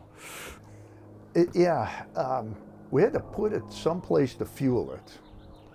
And when we got there in the morning, I didn't taxi it over. I'm not quite sure how it ended up where it did for fueling. But as I recall, we were going to take off at like 10 in the morning. We had to be there at 5 a.m. or something Right. to start a debrief to fly from Zhuhai to Macau, which is about 20 miles. Or an hour in Chinese airspace flying. Or an hour. And the airplane is there, and it's like, well, you can't start it here. You have to move it over there. And it's like, that's 100 feet away. Why? Well, because that's the start location. Right. And I remember the conversation. Okay, well, can you get a tug, and let's go tug it over there? Oh no, we don't have a tug. So how are we supposed to get the airplane from here over to there if we can't start it and we can't tug it? Well, we don't know. That's your problem. And that's when it's like, no, we're going to start it right here. Well, you're not allowed to. Yes, we are. We're going to start it here. I remember very clearly. And I think we were gone before anybody realized that we weren't allowed to. There was about 15 people dumbfounded that we were going to start that airplane. And then, we got in and over to Macau. And, the original problem, Cirrus was going to move it to Macau for us because Zhuhai is a domestic airport. And there was this whole customs problem getting out of a domestic airport. But they didn't have SF-50 in the computer system at Macau, so they couldn't register the landing, and so they were never allowed to depart, which was great because it wouldn't have been a true around-the-world flight for me, so that was good. But those sort of simple hiccups that you experience where, sorry, you can't come in because we don't have SF-50 in the computer database, We ended up making it in there. We did make it in there. And I remember on that, literally, it's 20 miles. Airport to airport. And we're being vectored around, and we're looking out the front window, and there's a mountain up there in front of us. They're like, maintain heading and altitude. But there's a mountain up there. Maintain heading and altitude. You do realize you have us heading towards a mountain. Right. Detail work, small things. Well, you're not completely confident of how the system works relative to what you're used to here. Right. Sure enough, they let us climb and turn before we got to the mountain, but... Oh my goodness. We got to talk about a couple of... So when we went to Sapporo, and we landed, and it is a massive airport. I mean, it's actually 2 airports together to the point that if you put in, your location, it has you at the closed airport. So you got to make sure you start with the right airport. But we landed, and they taxied us. I mean, it felt like forever to the thing, and we were asking to be parked closer, and they were certain that this whole area was going to fill up with airplanes, and we had to be parked over there. And and we're about a mile from the FBO. And the next morning, right, we come back out there, and there's nobody there. And then of course we can't get fuel there. We got to move over to the right ramp and everything. I love it. It's great, but it's just a very different experience than we get to fly in the U.S. I mean, it's one of the best ways to appreciate what we have here. The flying experience is, but the experience of that trip going GA was so cool. Of course, being over the ocean, seeing the volcanoes. Oh yeah. First in the Japan area, but in Sapporo when we got there, when we were ready to leave, the winds were against us, so we couldn't actually make the range from there into our stop in Russia. So we had the day off. So let's go visit Sapporo. That's one of my favorite days. Well, what do we all know about Sapporo? That's right. They make beer. They make beer in Sapporo. We got to go to the beer factory at 10 a.m. We got to go to the brewery. And of course, we're 2 tall white American speaking English. Fit right in. On a tour with everybody else speaking Japan. And there's one point where they're demonstrating how they put the top of the can together. And of course it's all in Japanese, and she says something and looks around. And Luke, you look at me and goes, I think she just asked for a volunteer. And I'm looking at it like, I don't know why you think that, but maybe. So you raise your hand. Sure enough, they're looking for a volunteer. So you went up there and put the top together. Like, got to make your own can. Yep. And like, well, the only person here who has no clue what's going on is the one that volunteered and went up and made Oh, that was great. Yeah. Then I remember we continued on and went into Sapporo and helped ourselves to some sake and to some sushi, and that was a great trip. And then the winds finally lifted and we flew to Petropavlovsk. Yeah. We didn't have our visas, so you're allowed as crew to be there for 24 hours, and we landed at, like, as I remember, what we thought was 24 hours. This is true, yeah. It's at 2 in the afternoon or something. Yeah. And then we were fighting these winds the whole time, and the guy, do you remember Denny Craig? We just happened to be there, and Denny Craig, famous, infamous ferry pilot. Yeah. He lands and he lands just in front of us, coming from Adak, Alaska. So when we get out, we see him getting out of, he was in a King Air, we get out of the Vision Jet and we start talking. The first thing he says is, I had such a great flight, tailwind, all the way from Adak, Alaska. It was great. It was, fast flight here. We look at each other.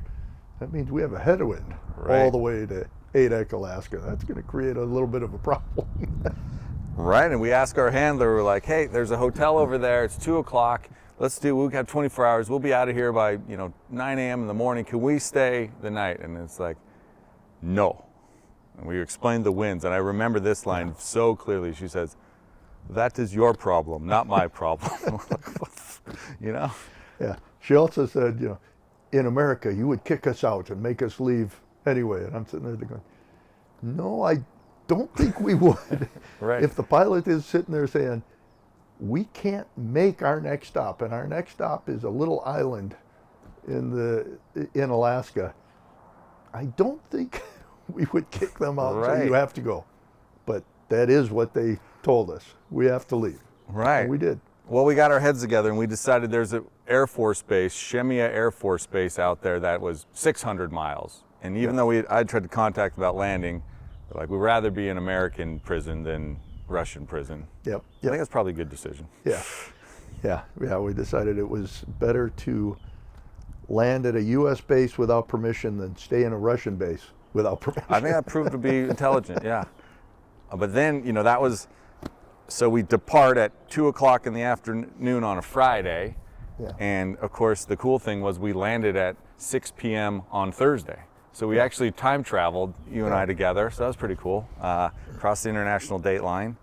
And I've got a landing in my logbook, a takeoff on a Friday and a landing on a Thursday. That's kind of cool. And then, I remember that approach. It was an ILS approach, but it's a 1,500 foot ceiling, about 4 miles, or 1,500 foot decision height, 4 miles away from the threshold. And as I recall, the story gets better with time. But well, it was very dark, very much nice, night. And it was raining.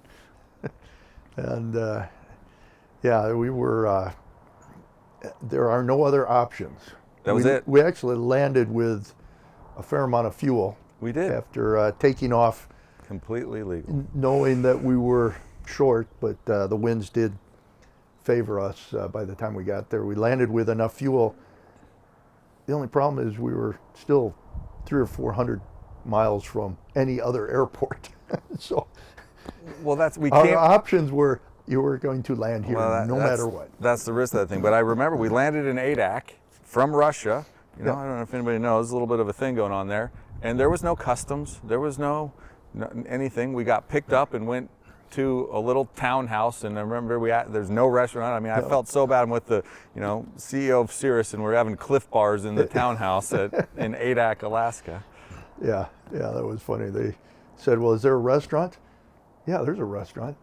Could we go there? What, they're open on Tuesdays and Thursdays? Right. It's like some guy's house. He lets you go in his kitchen, cooks for you. Yeah, like, that's it in Alaska? Yeah, our grocery store is open on Wednesdays. I don't know what the dates were, but it was like, okay, we are not going to be eating. And we spent that night, and I think I remember it was, they had one magazine, it was like Guns and Ammo or whatever, and we're eating our Cliff Bars, and anyways, we were happy we were there. And then the next morning was one of the most glorious. We took off, and the sun was, we got through Scud, and the light was out on those mountains, and we might throw some pictures of that up here, but that Aleutian chain, stunning. Yeah, yeah. Absolutely gorgeous. Well, we landed, our next stop was Cold Harbor, right? That's right. And Cold Bay, maybe. Cold Bay. We landed there for fuel and went in and talking at the FBO about the little town, and I don't know, town of a few hundred people. And right. And you remember there was a Navajo that was getting loaded up with cargo, right. And talking about the town, and it's like, well, there's the mayor. She's loading that airplane. That's so funny. The mayor's doing the ramper at the airport. Yep. Loading the Amazon packages. We're like, oh, we're back in America. Here we go. Yep. Yeah. And then. But of course, no food there either. Nope. This is a fast. We were on a 36-hour fast. Yeah.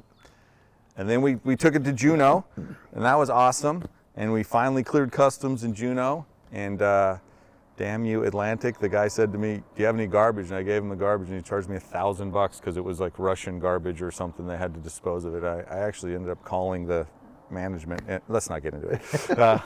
But yeah, we were back. Yeah, we were back. Yep, and customs went probably as smooth as it ever could. That's right. Yeah, they were just chatting us up. Yeah. And then we made it down at night. It was a long day. We made it down to Renton and landed and completed the around the world. And I remember we were going to land at Boeing.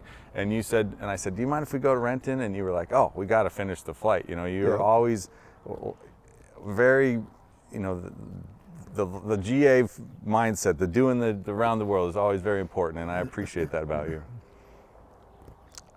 Yeah, no, that was a great experience.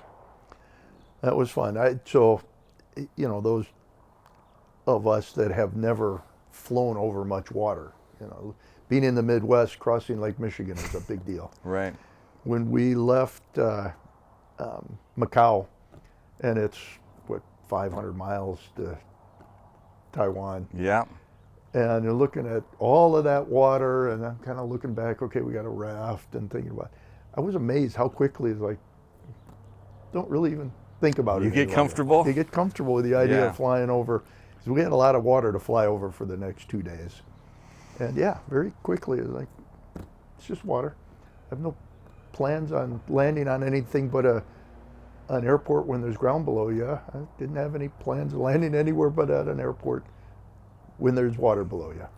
Yeah, you've built an amazing aircraft, right? It's extremely reliable. That was serial number 7, and we didn't have any issues with that airplane.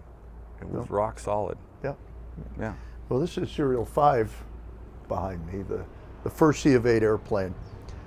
And 2 weeks ago, I had a starter switch problem, which is actually the first time that I couldn't make a flight ever in this airplane. That's your first time, serial number 5. First time ever. It has never let me down. It actually, maintenance-wise, has been remarkably easy airplane to maintain. Yeah, and easy to fly, and very, very enjoyable.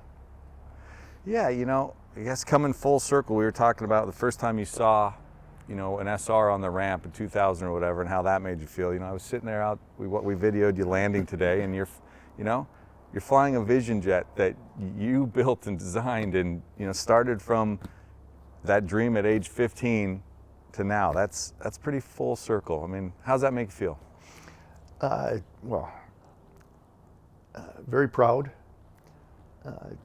Actually, very humble also to see where this came. There's been a lot of problems we had to overcome, and when I think back to when Alan and I together, he was clearly the visionary. He saw where this needed to go. But luckily with him and I, and then Pat Waddick and I going on, it seems like when one of us was up and one was down, we could always, we're never both throwing in the towel at the same time.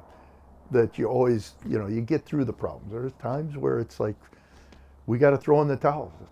One of us like, nope, we don't. There's one more play here.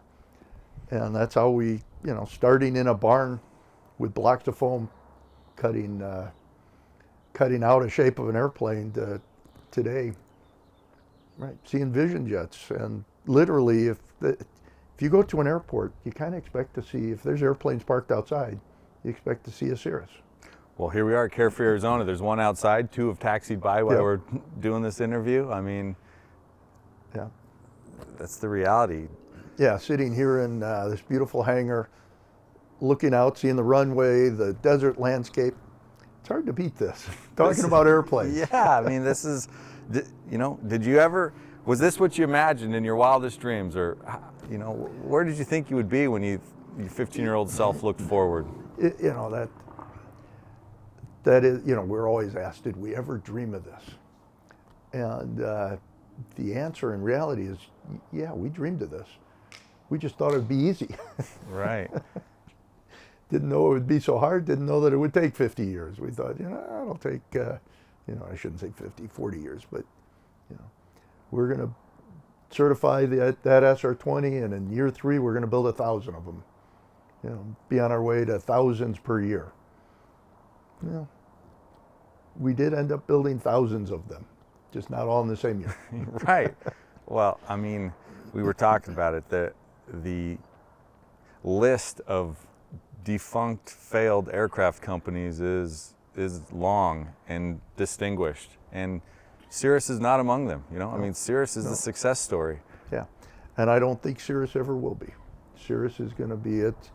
I think it is on such solid footing, going in the right direction. Now, we still have problems, still have things to fix, still have to do things better, but the path is right. I think the team is right. We're going in the right direction.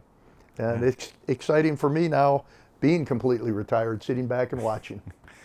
Yeah, you got catbird seat. Yeah. Awesome, Dale. Well, thank you. This has been amazing. I really appreciate taking time.